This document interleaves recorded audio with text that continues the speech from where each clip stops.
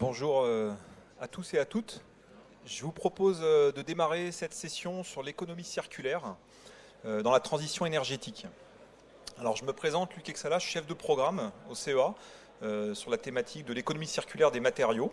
Et j'ai le plaisir excusez-moi, de vous accueillir aujourd'hui dans cette session.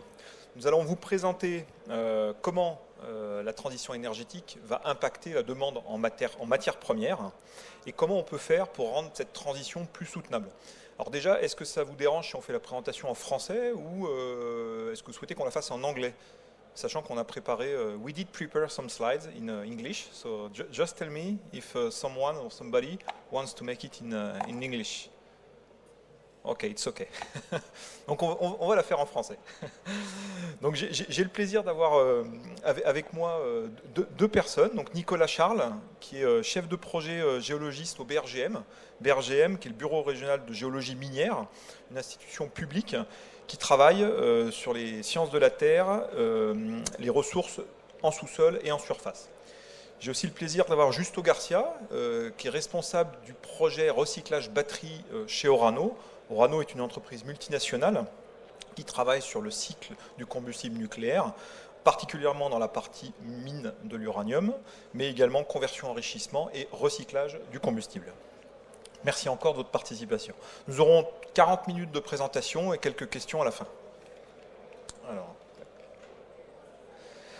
Alors j'enfonce une porte ouverte, mais notre planète est face à de grands challenges, notamment le développement d'un monde plus soutenable. La transition énergétique visant un net zéro carbone en 2050 est une étape majeure du siècle à venir. Nous allons voir comment la transition énergétique impacte la demande en matières premières et comment l'économie circulaire, qui inclut le recyclage, mais pas que, peut être grandement bénéfique à nos sociétés. Alors un premier constat, c'est issu du BP Statistical Review 2020 à propos de la consommation d'énergie primaire du monde. On est à peu près à 560 hexajoules de consommation d'énergie. 83% de cette énergie primaire est d'origine fossile. On parle du charbon, du gaz ou du pétrole. Donc elle contient ou elle libère un taux de CO2 très important quand on l'utilise. Quand on regarde la production d'électricité dans le monde, on est à peu près à 100 hexajoules, donc un cinquième de cette quantité-là. Et là, elle est un peu moins carbonée, mais c'est quand même 63% de cette électricité qui provient d'énergie au carbone. On voit aussi l'impact du Covid-19 avec une diminution de la consommation, enfin des émissions de CO2, donc de la consommation d'énergie, qui a été quantifiée autour des 6%. Mais ça donne aussi un ordre de grandeur de la tâche qui nous attend, puisqu'il faudrait faire 4-5% de réduction annuelle dans les 20 prochaines années pour atteindre la neutralité carbone si on essayait de se passer des énergies fossiles. Alors, nos activités humaines ont un impact très important sur la planète et la nature. C'est déjà très bien démontré, mesuré, suivi. Un des premiers exemples, c'est la concentration de CO2, on en parle tout le temps, c'est la plus élevée depuis 2 millions d'années, depuis la dernière ère. Un signe de changement aujourd'hui, c'est que... effectivement, j'ai pas passé le slide. Ah, j'ai un problème de zappette.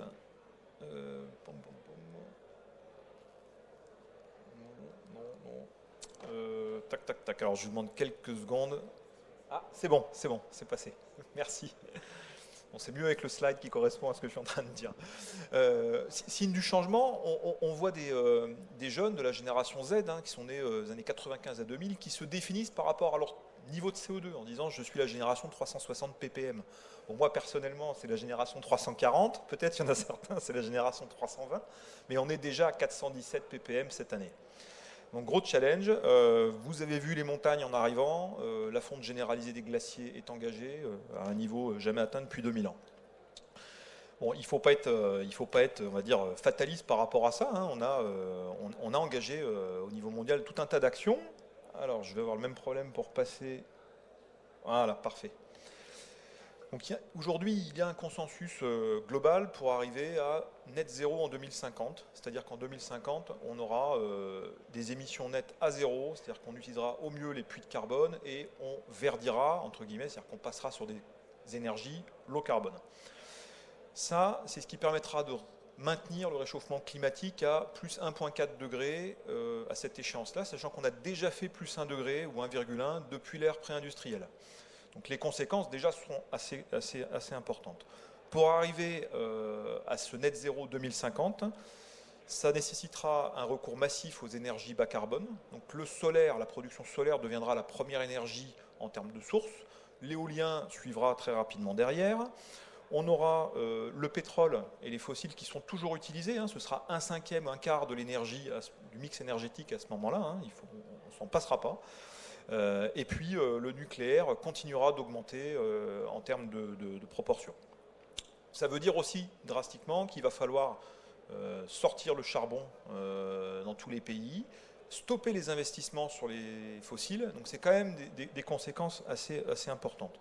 Il faudra électrifier nos usages en recourant aux batteries pour le transport. Il faudra électrifier le bâtiment, il faudra électrifier l'industrie. Et puis on développera des carburants bas carbone comme les vecteurs énergétiques comme l'hydrogène ou les carburants e-fuel pour l'aviation et certains transports. Et puis, dernier point, il faudra une industrie et une société plus efficaces dans l'utilisation de l'énergie et également réfléchir à l'aspect sobriété qui n'est pas aujourd'hui celui qui est au devant de la scène, mais qui engendre des changements de comportement. Alors, ce constat... Voilà. Ce constat nous amène aussi à comprendre que cette transition énergétique nécessitera énormément de matières premières. Beaucoup, parce que pour certains matériaux, on parle de x2 à x40 en quantité dans les 20 prochaines années. Donc c'est des évolutions qui sont phénoménales pour certaines commodités. Aussi, dans le futur, certains de ces matériaux deviendront extrêmement prégnants dans la part nécessaire à la transition énergétique. C'est-à-dire que des matériaux qui sont 5-10% du volume aujourd'hui deviendront 80-90% pour certains dans une vingtaine d'années. Donc c'est sûr que c'est un changement géopolitique majeur par rapport au contexte aujourd'hui des pays exportateurs de pétrole vers des pays exportateurs de ressources minières. Donc on aura une illustration très détaillée par Nicolas juste après. Certains de ces matériaux sont déjà identifiés comme critiques. Critiques dans le sens où à la fois l'Europe est très dépendante économiquement de ces matériaux et on a des tensions sur les chaînes d'approvisionnement où on n'a pas de mine pour ces matériaux en Europe. On en voit déjà les conséquences avec récemment, vous avez entendu le lithium qui a explosé les plafonds en termes de prix spot et le nickel pour lequel la cotation a été arrêtée une journée il y a à peu près un mois, une première en 150 ans. Bon, on voit quand même qu'on arrive sur des périodes qui vont être un petit peu compliquées sur l'appro-matériaux. Voilà, je vais maintenant passer la parole à Nicolas qui rentrera un petit peu plus en détail dans l'aspect ressources et mines pour vous éclairer notamment sur les matériaux liés à la mobilité électrique, donc lithium, cobalt et nickel. Bien, merci Luc. Alors, de métier, je suis géologue. J'avoue que je découvre un nouveau monde aujourd'hui dans ce salon, puisque moi, je travaille beaucoup sur la partie finalement très amont de la chaîne de valeur, et je suis assez stupéfait de la grande déconnexion, de la grande absence du mention quelles ressources minérales on va utiliser pour accompagner cette transition énergétique, puisque cette transition énergétique, elle se base bien sûr sur un changement de paradigme en termes d'énergie, mais ça repose sur des matières premières qu'il va falloir extraire du sous-sol, et pas qu'un peu. C'est un peu l'objet ici de cette présentation, notamment sur l'aspect batterie, où on a choisi de s'appesantir sur 3 substances. Ici, vous avez une diapo qui vous montre finalement les principales ressources utilisées dans une batterie électrique. Les points rouges ici matérialisent la criticité de ces matières premières identifiées par l'Union européenne. Criticité disant bien le fait qu'on doit importer massivement et que cet approvisionnement n'est pas stable d'un point de vue stratégique et économique. On va s'appesantir ici sur 3 matières premières, le cobalt, le lithium et le nickel. On voit que le nickel est encore en gris, il ne va pas le rester longtemps, il va devenir très critique si on continue à aller vers de la mobilité électrique, puisque ces 3 substances sont utilisées largement dans les batteries de différentes technologies, comme vous pouvez le voir ici, lithium cobalt oxide, lithium ferrophosphate, nickel manganèse cobalt ou encore nickel cobalt aluminium. Et on voit sur la droite de cette diapositive que le risque d'approvisionnement est caractérisé comme élevé à très élevé pour l'Union européenne, puisque notamment le principal fournisseur de ces matières premières pour l'Union européenne demeure la Chine aujourd'hui. Alors, si on regarde en termes de demande et en termes d'utilisation de ces différentes substances que sont le lithium, le cobalt et le nickel, on voit que le lithium et le cobalt représentent la majorité de l'utilisation, notamment pour les batteries. Et c'est encore pas ça pour le nickel, c'est 4%, mais si on va vers une mobilité électrique, ça va exploser, passant de 4% à 25% en termes de proportion. Et ça se matérialise en termes de demande mondiale de matières premières. Si on compare la production en 2019 et si on la compare à celle de 2030, ça veut dire qu'on va multiplier par 7 la demande en lithium, on va multiplier par plus de 2,5 le cobalt et quasiment de 2 le nickel avec les modèles actuels. Ce qui veut dire qu'il va falloir largement produire davantage que ce que l'on fait encore aujourd'hui. Et c'est là où le recyclage permettra de participer à cela, mais il ne faut pas se voiler la face, le recyclage seul ne permettra pas de répondre à cette demande. Donc il faudra toujours des mines et des carrières pour accompagner cette transition énergétique. Ne pas le vouloir serait totalement illusoire. On va commencer donc du coup par les mines dans le monde pour ce qui est du lithium. Alors, hop, on a un petit problème encore de matières premières défectueuses. Voilà, donc ici vous avez une carte du monde qui vous représente les principales mines actives de lithium. Alors quand on parle de lithium, nous on voit ça lithium dans la batterie, on a du lithium. Or avant d'avoir du lithium, en fait il faut connaître le type de gisement, puisque le type de gisement, ça implique des minéraux qui sont porteurs de la substance qu'on va utiliser. Et en fonction des minéraux que l'on a, on ne va pas avoir les mêmes types de traitements, les mêmes technologies et les mêmes coûts de production. Et ça c'est à prendre en compte par l'utilisateur final notamment. Donc les mines actives de lithium en ce moment, c'est des types pegmatites ou alors les grands salars d'Amérique du Sud. Et à l'avenir, il va falloir aussi se tourner vers des ressources plutôt non conventionnelles, de style granit à métaux rares, argile enrichie en lithium, ou encore les saumures géothermales, qui devront répondre à cela. Donc il y a quelques animations normalement après. Ouais. Voilà, alors... Voilà. Et donc après, là, vous avez des informations sur la production minière mondiale en 2021. Le top 3 des pays producteurs, c'est l'Australie, le Chili et la Chine. On a déjà vu que l'Union européenne était fortement dépendante de la Chine, ce qui pose un problème effectivement sur la criticité de cette matière première. En termes de réserves, on estime environ 220 années connues de réserves à consommation actuelle. Ça veut dire qu'il va toujours falloir continuer à explorer de nouveaux gisements et à ouvrir de nouvelles mines. Alors en Europe, à l'heure actuelle, on a une mine de lithium qui est au Portugal et on a différents projets d'avenir en Europe, mais on va voir que ça pose certains problèmes. Il faut savoir ce qu'on veut. En termes de challenge, du coup... Ouais. Ah, slide suivante, s'il vous plaît. Voilà, donc on est bon. Donc il y a différents défis à relever pour, on va dire, l'extraction minière du lithium, notamment entre la demande mondiale que l'on souhaiterait avoir et, on va dire, l'inertie de la production minière en tant que telle. Les deux ne se rejoignent pas, on le voit sur le graphique en bas, qu'il va y avoir un gros manque de lithium à production, on va dire, modélisée, ce qui va évidemment se traduire par une augmentation drastique des prix. Donc du coup, on va voir que finalement, faire des batteries pour les véhicules électriques va coûter très cher. Il y a également une stratégie sur la forme du lithium qu'on va vouloir acheter sur les marchés, sous forme de carbonate ou d'hydroxyde. Ça va dépendre de la technologie de batterie qu'on va souhaiter utiliser, et donc en lien aussi avec les qualités de performance que vont vouloir développer les utilisateurs finaux.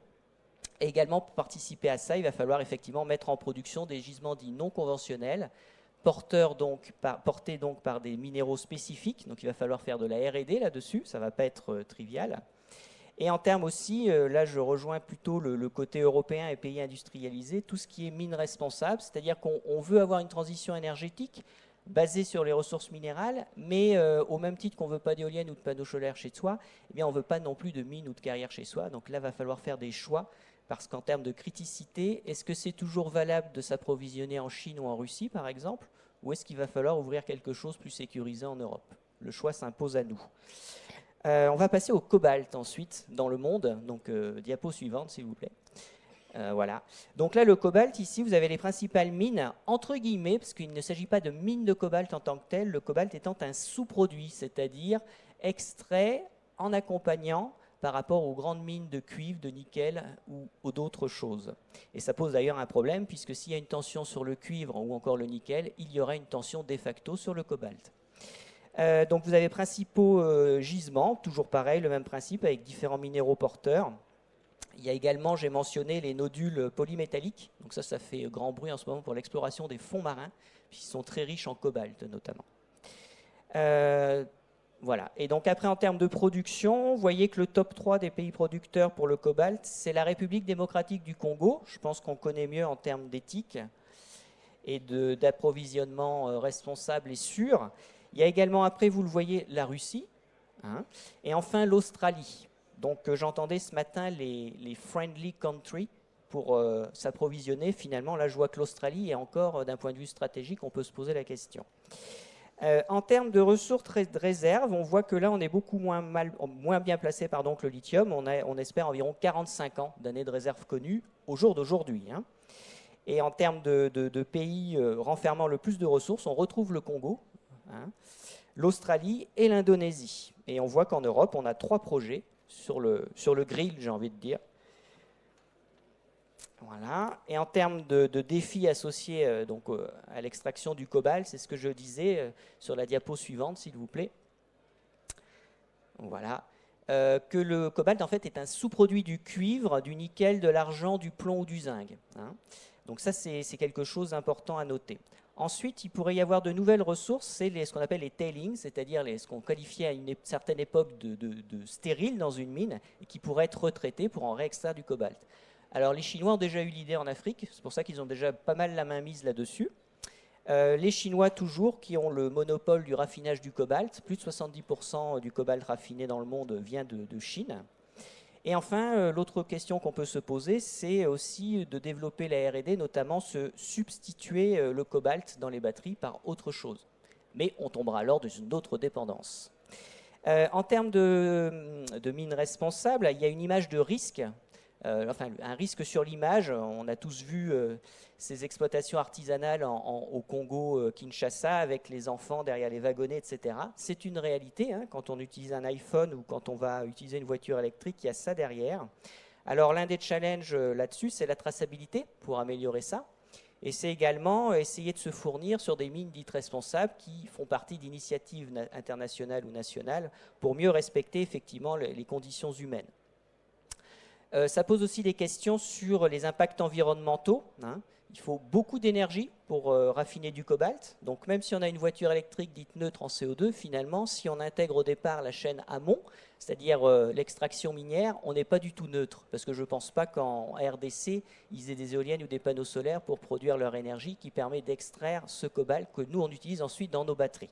Donc ça, c'est quelque chose... Moi, j'enfonce des portes ouvertes, j'ai l'impression, parce que c'est des choses, nous, qu'on rabâche souvent.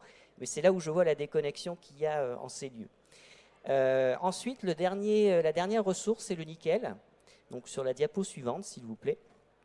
Voilà. Donc là, on retrouve les grandes mines de nickel qu'on retrouve dans le monde, avec 2 types de gisements. Les gisements sulfurés qu'on va trouver essentiellement en Chine, en Russie et au Canada, et les gisements oxydés, notamment la Nouvelle-Calédonie. Le top 3 des pays producteurs, c'est l'Indonésie, les Philippines et la Russie. On a vu mieux aussi en termes de mines responsables. Et quant aux ressources, pour le monde, on tombe à 40 ans, là. Et en termes de ressources, on s'aperçoit qu'en fait, 60% des ressources connues sont dans les gisements dits altérés, ce qui implique des procédés de traitement très spécifiques. Hein. En Europe, on a aussi du nickel. Libre à nous d'avoir la volonté ou non de l'extraire.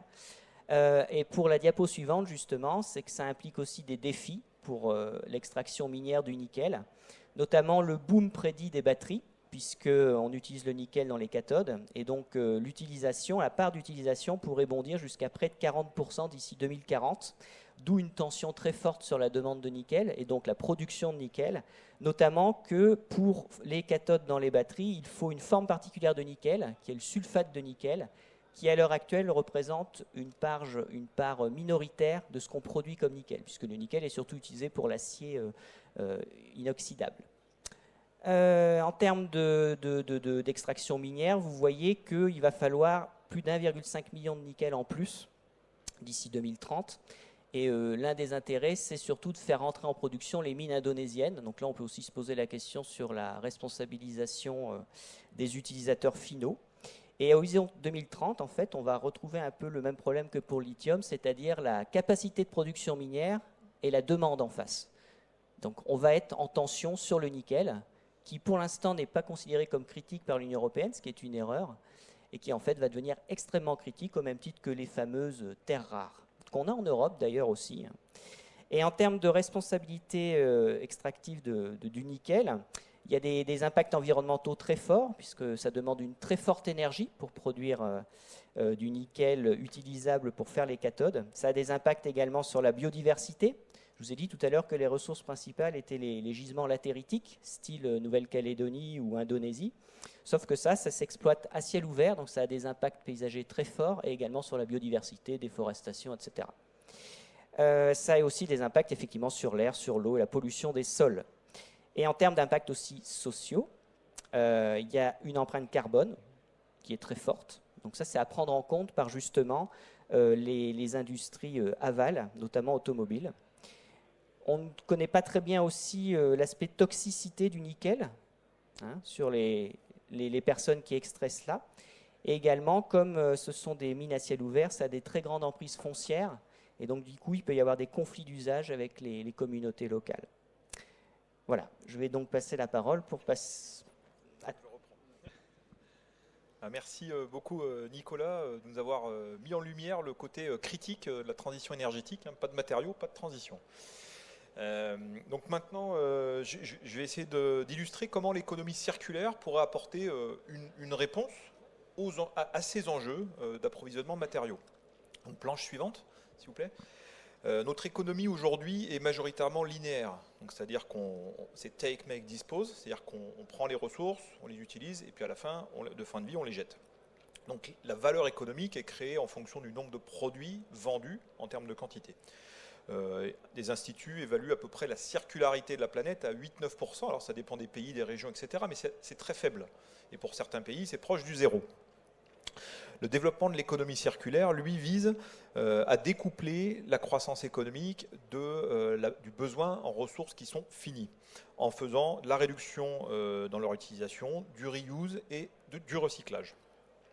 À noter un grand engouement de l'Europe notamment, mais aussi de la France qui en 2020 a fait une loi sur l'économie circulaire qui est quand même une des premières lois fortes là-dessus, 100% de plastique recyclé en 2025, des malus pour les producteurs de composants qui ne respectent pas des règles d'éco-design, etc. C'est vraiment une des avancées majeures des dernières années. Planche suivante. Donc quand on focalise un peu plus sur les batteries, donc on est aujourd'hui face à la décarbonation du système de transport qui va demander énormément de batteries. On est à peu près entre 10 fois plus en 5 ans de besoins batteries, donc on parle de gigawattheures, et les voitures électriques, les camions électriques vont représenter 90% des volumes à très court terme. C'est du jamais vu depuis 3 décennies, et l'Europe sera le deuxième marché mondial des batteries.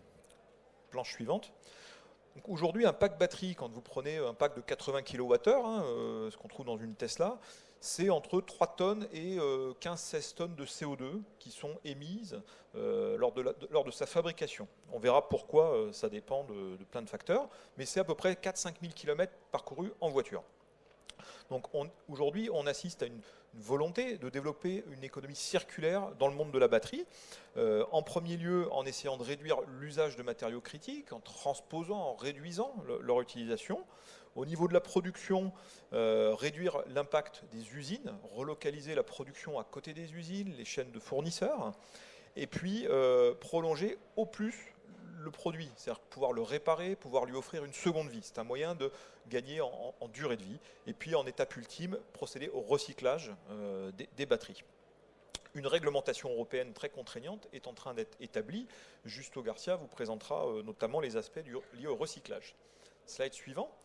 Alors au niveau de la R&D, pardon, les actions sont fortes, hein. Le CEA est engagé aux côtés de ses partenaires industriels et académiques pour travailler sur des batteries plus performantes qui réduisent la demande en matière critique, notamment avec l'arrivée des générations 4, 4B qu'on appelle à électrolyte solide et qui permettront d'aller vers des batteries aux anodes lithium, métal ou bien anodeless.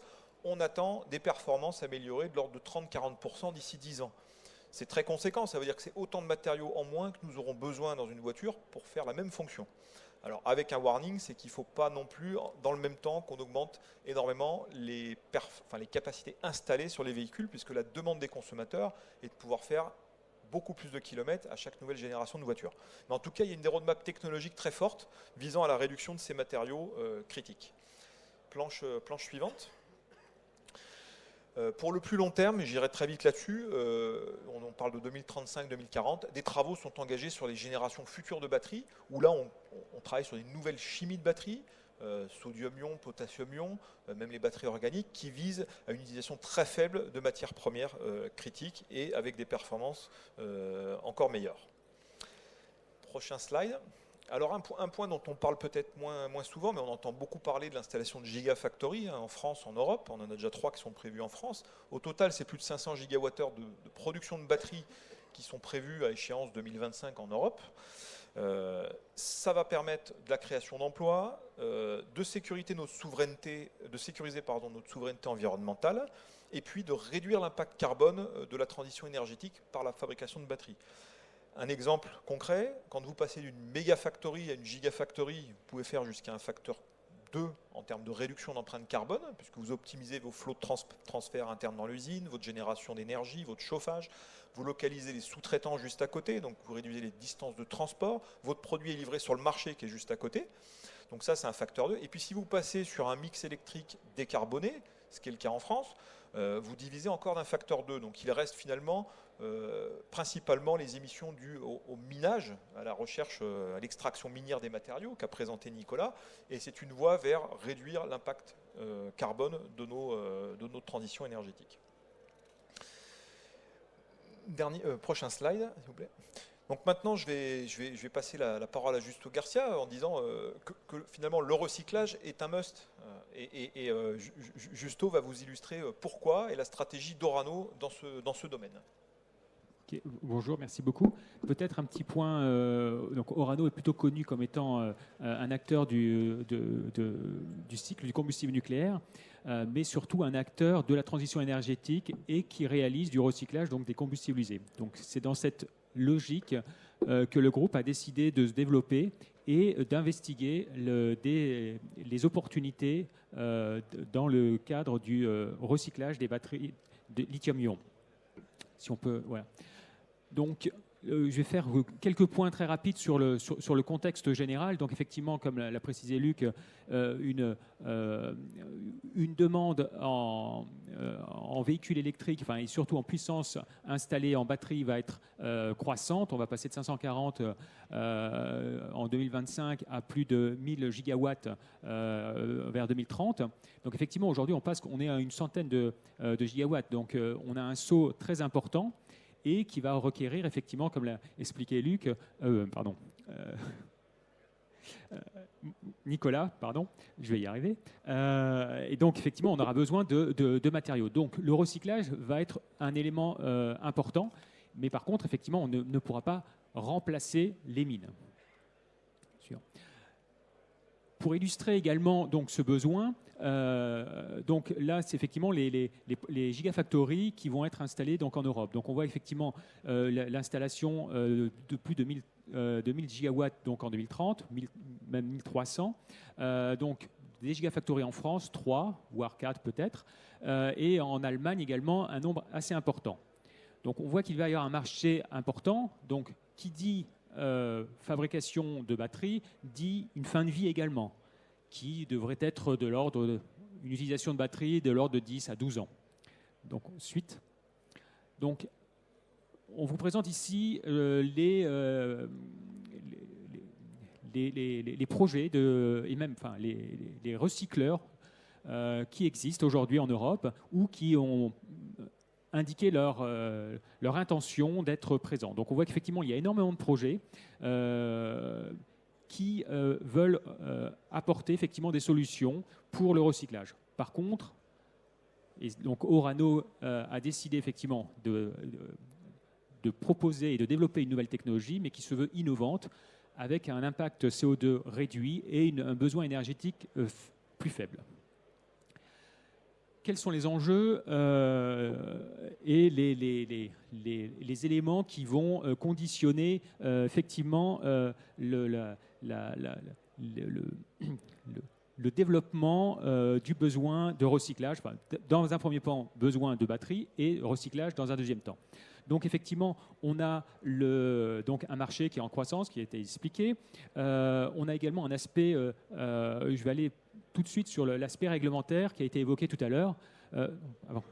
Donc l'aspect réglementaire qui va être également très important. Une directive européenne est en cours d'élaboration et qui a déjà passé plusieurs stades législatifs au niveau européen et qui devrait être applicable en 2023.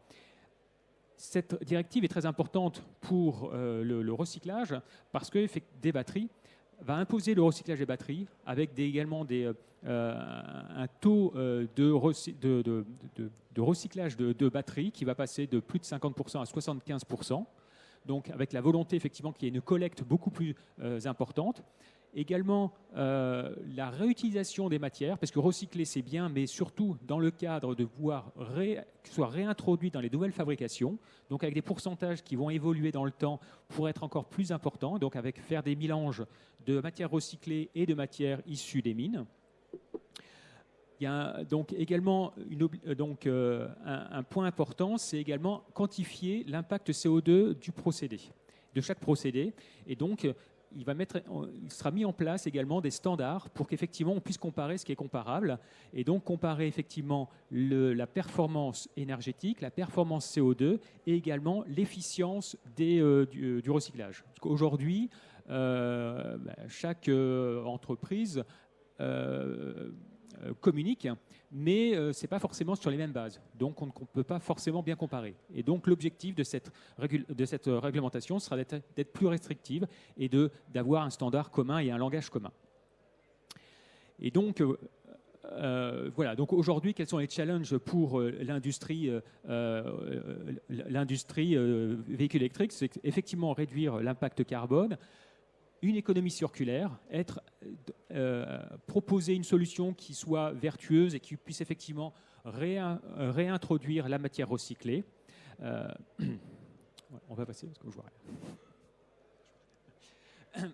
Et donc, la solution que propose Orano, c'est une solution disruptive de recyclage. Donc, je vais rapidement...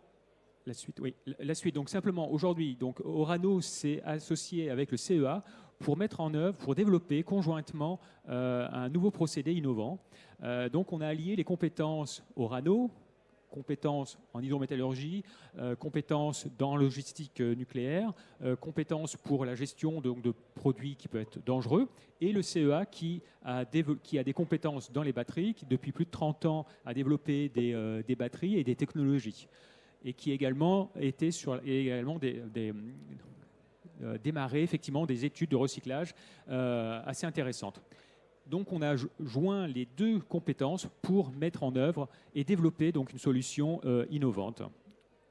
La suite. Je vous présente un petit peu très, très schématiquement donc, le procédé qui veut effectivement à partir d'un pack batterie. Donc, la partie démantèlement, donc il faut démanteler les batteries. Donc aujourd'hui, effectivement, un pack batterie, c'est 300 à 500 kg, qui par contre est constitué de beaucoup de métaux, d'acier, de plastique.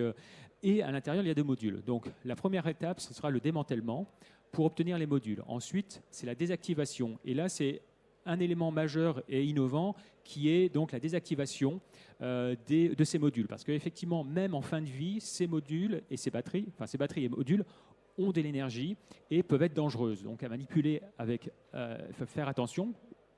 Si vous regardez un peu la presse, vous voyez de temps en temps des entreprises qui ont des problèmes pour le stockage de leur batterie. Et dans les centres de collecte, il y a assez souvent donc, des feux et des explosions dues aux batteries domestiques en particulier, mais également d'autres industries. Donc c'est quand même très dangereux.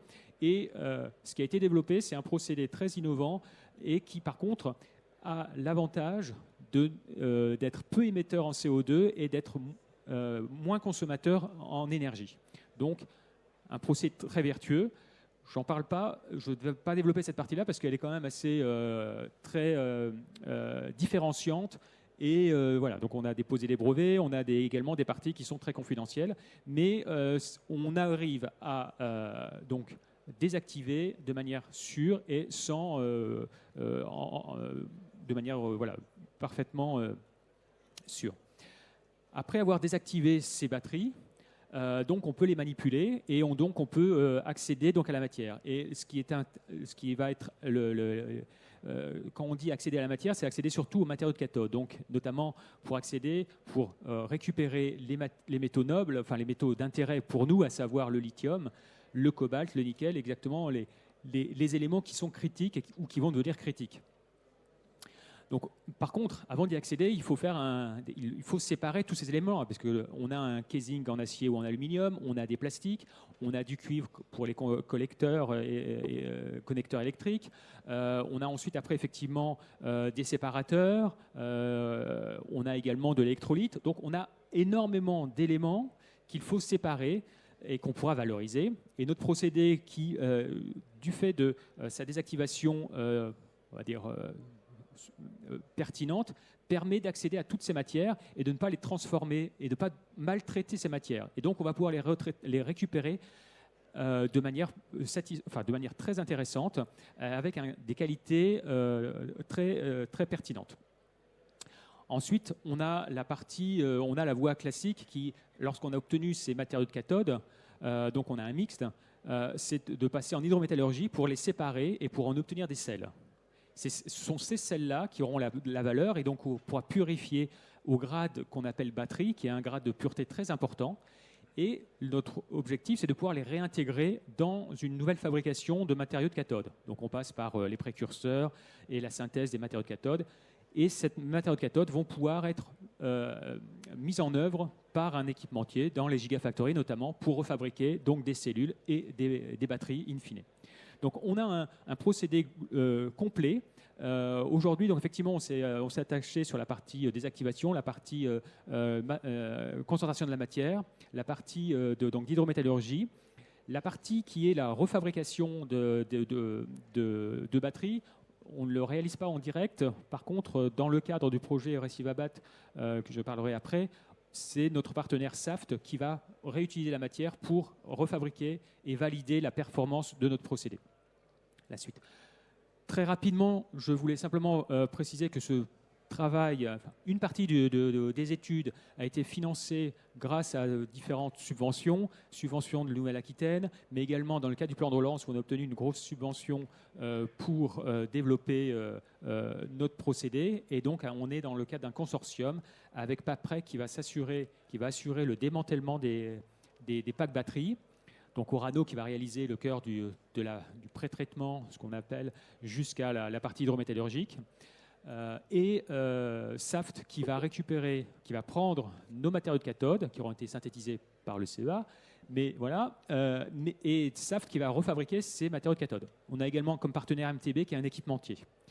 Et on a également obtenu un nouveau projet, mais qui n'est pas encore, voilà, je vous l'annonce en avant-première, mais bon, qui devrait être signé ce mois-ci. C'est une subvention donc, Horizon Europe pour financer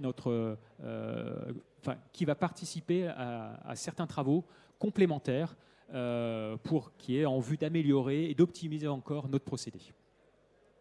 Voilà, donc aujourd'hui, c'est quelques vues de notre...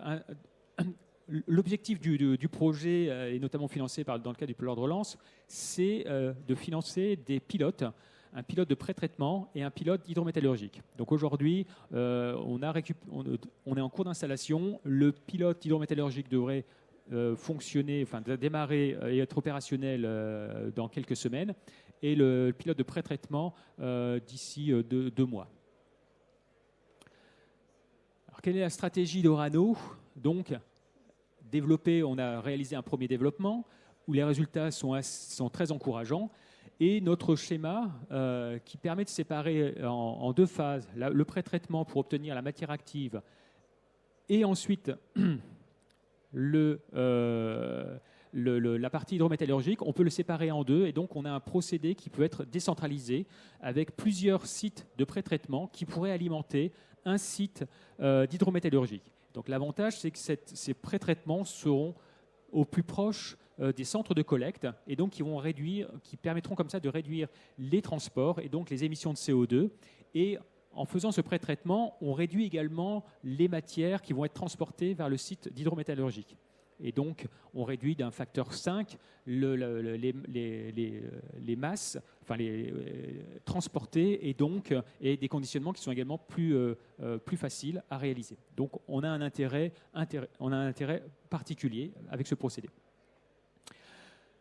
Là, je voulais simplement présenter la chaîne de valeur. Donc, effectivement, on a parlé du démantèlement, de la collecte et du démantèlement. Orano se place sur le pré-traitement et l'hydrométallurgie pour alimenter les fabricants de matériaux de cathode et ensuite, après, effectivement, les fabrications de batteries et donc, par exemple, les gigafactories. Voilà, donc, pour résumer, voilà, donc, on a une solution disruptive qui permet effectivement de réduire l'empreinte CO2, qui consomme moins d'énergie et donc qui peut répondre effectivement aux besoins du marché. Et donc aujourd'hui, on est en discussion avec certains opérateurs pour effectivement lancer on va dire la filière industrielle et donc avec des localisations dans un premier temps en France et avec une vision un peu plus européenne ensuite. Merci. Merci Justo. Donc on peut passer à la planche suivante. Encore. Hop, merci. Donc je vais tenter une conclusion de nos différents exposés. Alors comme on l'a vu, lutter contre le changement climatique nécessitera de passer à des énergies bas carbone. Donc développer le solaire, l'éolien, le nucléaire, l'hydro. Et puis électrifier nos usages avec ce qu'on vient de voir sur la mobilité électrique. Il faut aussi utiliser plus efficacement l'énergie et aller vers plus de sobriété. Pour atteindre ces objectifs, on a vu qu'il faudra extraire une énorme quantité de matières premières. Nicolas Charles l'a bien expliqué, ça veut dire beaucoup de mines à ouvrir. Et puis des questions concernant la souveraineté et la criticité des matériaux que nous allons importer. Ça veut dire qu'il faut travailler, et l'Europe y travaille, pour sécuriser des approvisionnements stratégiques, substituer les matériaux critiques et puis co-investir dans certaines mines. Tout en ayant en tête une attente aujourd'hui de la société qui est d'aller vers des mines plus responsables et plus soutenables pour l'environnement, puisque sinon ça ne fait que déporter le problème.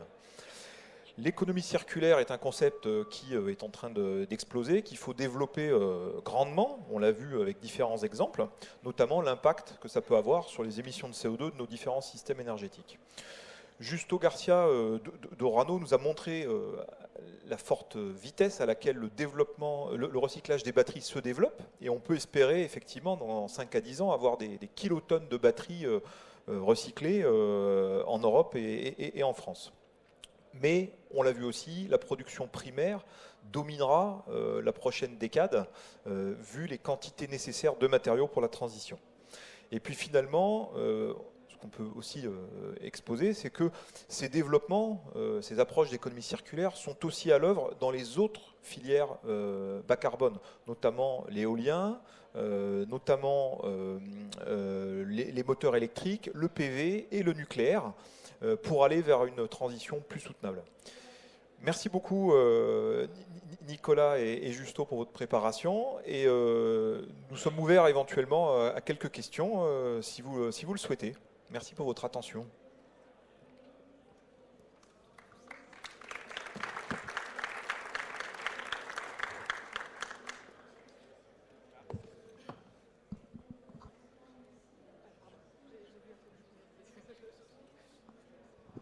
Bonjour, merci pour votre présentation.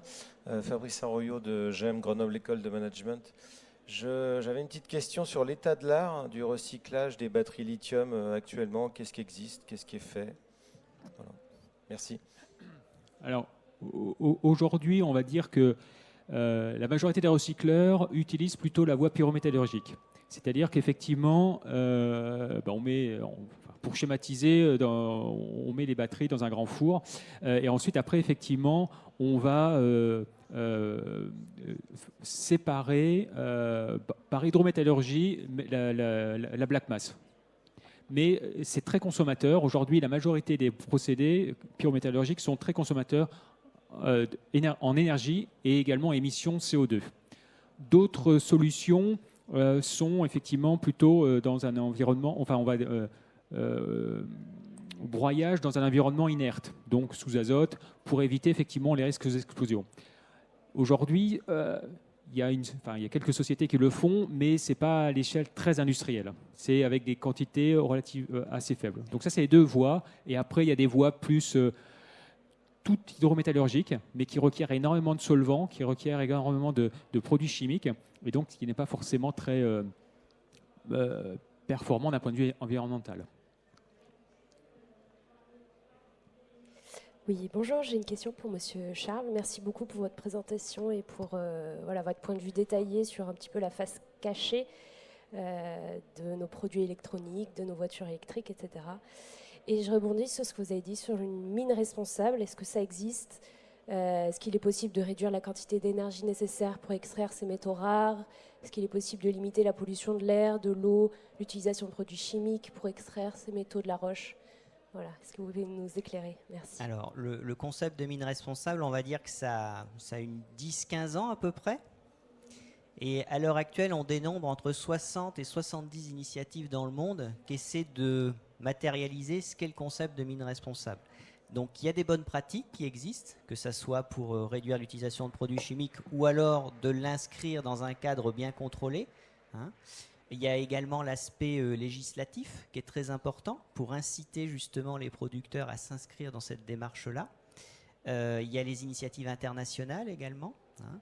Il y a également la traçabilité, donc dans le sens où remonter le plus en amont possible de la matière première qu'on va utiliser. Et ça implique également, c'est pas que les mineurs, hein, c'est ça qu'il faut bien comprendre, la mine responsable, c'est pas que le mineur, c'est également le producteur final qui va utiliser des matières premières. Et in fine aussi, nous, consommateurs, on doit avoir conscience de ça également. À titre d'exemple concret de mine responsable à l'heure actuelle, on cite souvent en Europe la mine de Mittersill, qui est une mine de tungstène et qui est située dans un parc national aujourd'hui, qui a un procédé de traitement qui est tout en souterrain, en fait, donc il n'y a pas d'impact paysager. Et il y a également aussi une réduction du transport, donc de dépenses de CO2 dans un cadre protégé naturel, et également des procédés de traitement plus efficients aussi, pour essayer de diminuer justement cette utilisation de produits chimiques, etc. Parce que c'est au niveau du traitement minéralurgique et métallurgique où il y a le plus forte demande d'énergie et de produits chimiques. Voilà. Bonjour, j'avais également une question pour vous. Vous parliez de la possibilité de trouver des sources en Europe, et on en a vu quelques-unes un peu à la marge sur les cartes du monde. Est-ce que ça veut dire qu'il y a des endroits qui n'ont pas été sondés et qu'il y a peut-être d'autres opportunités ? Est-ce que vous avez une connaissance suffisante des sols aujourd'hui au niveau européen pour savoir que les limites, on les connaît ? Et dans un deuxième temps, est-ce qu'on peut projeter alors je dirais pas une autonomie, mais est-ce qu'on peut se dire qu'on a quelques années de stock devant nous en Europe, selon ces matériaux ? Alors merci pour cette question, parce que c'est souvent une idée reçue qu'on entend, comme quoi on n'a pas de gisement en Europe, ou du moins ceux qui sont exploités sont épuisés. C'est totalement faux, en fait, hein. Aussi l'autre chose, c'est qu'il y a certaines zones de l'Europe, notamment Europe de l'Ouest, et pour ne pas citer la France, donc on connaît moins le sous-sol profond qu'on ne peut le connaître dans certains pays africains ou en Amérique du Nord, etc. Du fait qu'on ne fait plus d'exploration majeure depuis une quarantaine d'années en France. Donc, il y a des matières premières dans le sous-sol européen, il y a des gisements de taille mondiale qui existent, ou du moins de taille au moins européenne, et on pourrait tout à fait compenser en fait nos importations par de la production sur place, locale européenne. Ce n'est pas un problème de géologie, j'ai envie de dire, hein, de stock en terre, c'est un problème sociétal. C'est-à-dire qu'aujourd'hui, la mine en Europe, on a l'association Germinal.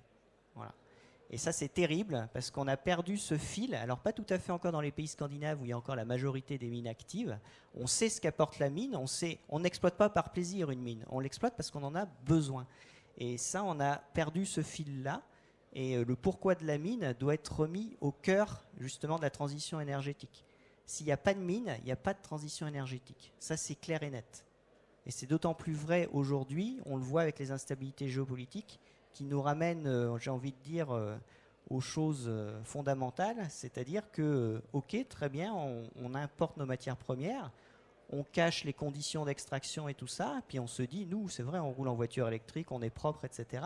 Sauf qu'il y a un discours totalement antagoniste, puisqu'on dit qu'on habite la même planète, mais que la décarbonation, on va la faire dans quelques petits pays privilégiés d'Europe, alors que la pollution, elle demeure globale, puisqu'elle est délocalisée finalement. Voilà. Donc, si on doit résumer, on a de la ressource en Europe. Il faut juste avoir maintenant la volonté politique et sociétale. Voilà. Bonjour, Joris Soutman, ambassade des Pays-Bas. J'ai une question au niveau des batteries. Aujourd'hui, est-ce qu'il y a des batteries plus vertes que d'autres, plus faciles à recycler? Est-ce qu'il y a des batteries qui pourraient connaître de l'innovation afin de faciliter ce recyclage futur? Des batteries plus vertes, oui, certainement.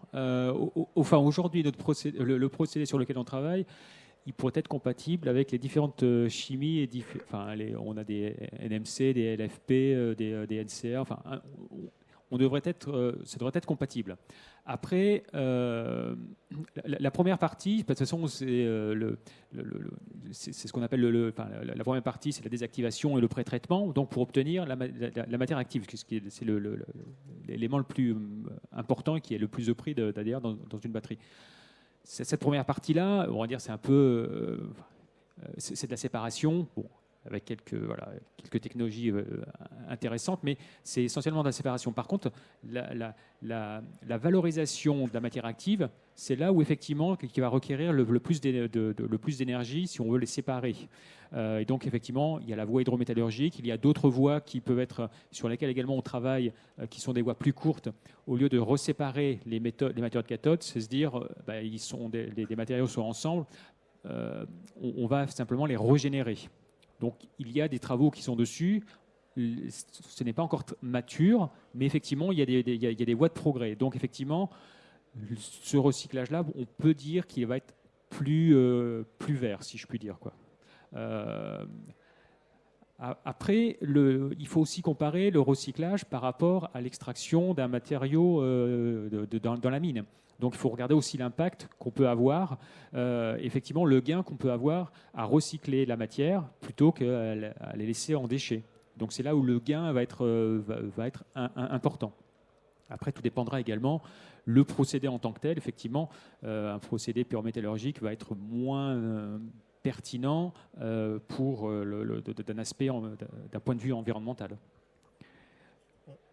On va prendre une dernière question et puis après je vous inviterai, si vous le souhaitez, à passer sur le stand CEA où on a un beau démonstrateur de l'économie circulaire, puis des experts qui pourront aussi répondre aux autres questions qui n'ont pas été posées. Bonjour Pacom Pérez, moi j'ai une question sur les batteries, en particulier sur le nombre de cycles des batteries, parce qu'on a vu une augmentation du nombre de cycles entre batteries au plomb et batteries lithium par exemple. Et du coup sur tout ce qui est nouvelle génération, est-ce qu'on va sur une augmentation de la puissance et du nombre de cycles, et en particulier sur les cycles automobiles et des cycles à très forte décharge et très forte charge? Parce que vu qu'on va passer sur un parc très automobile, on va avoir cette capacité de stocker notre énergie dans des voitures aussi. Et est-ce que cette évolution est possible avec les nouvelles générations de batteries qui vont permettre des cycles faibles, à forte intensité par exemple ou... Alors je répondrai avec ce que je connais du sujet exact des chimies de batterie. Mais aujourd'hui, ces problématiques de cyclage, de démarrage à froid, etc. sont regardées dans les travaux de R&D. Et il y a eu d'énormes progrès sur les batteries véhicules. Donc, en termes de cyclage, d'utilisation à froid des batteries, qu'elles soient NMC ou LFP, les résultats sont excellents aujourd'hui.